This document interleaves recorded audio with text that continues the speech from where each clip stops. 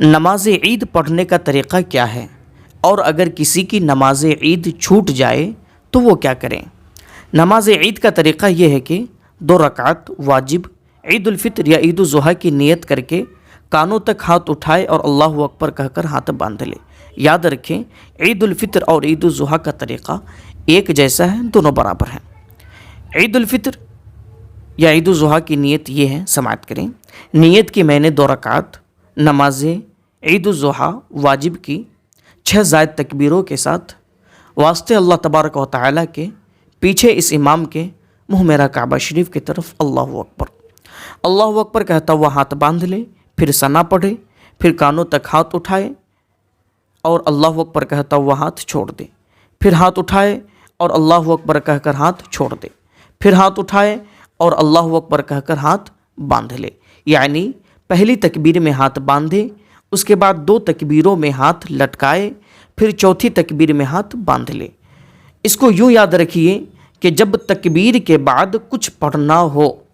وہاں ہاتھ باندھ لیے جائیں اور جہاں پڑھنا نہیں وہاں ہاتھ چھوڑ دیے جائیں۔ پھر امام اعوذ باللہ اور بسم اللہ آہستہ پڑھ کر جہر کے ساتھ الحمدللہ اور سورت پڑھیں، پھر رکوع و سجود کریں۔ دوسری رکعت میں پہلے الحمد سورت پڑھیں،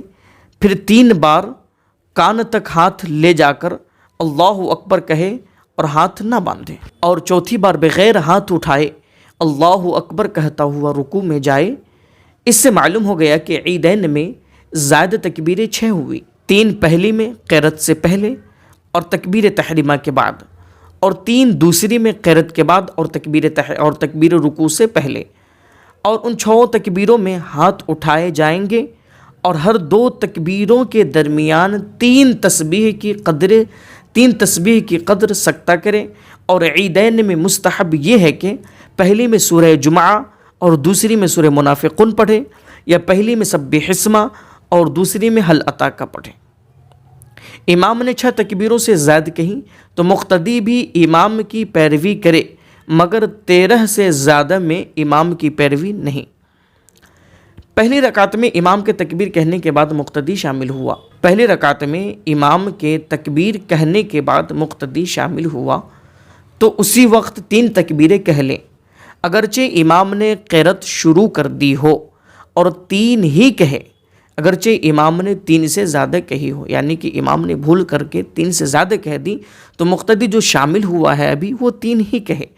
اور اگر اس نے تکبیریں نہ کہی کہ امام رکوع میں چلا گیا تو کھڑے کھڑے نہ کہے، بلکہ امام کے ساتھ رکوع میں جائے اور رکوع میں تکبیر کہہ لے، اور اگر امام کو رکوع میں پایا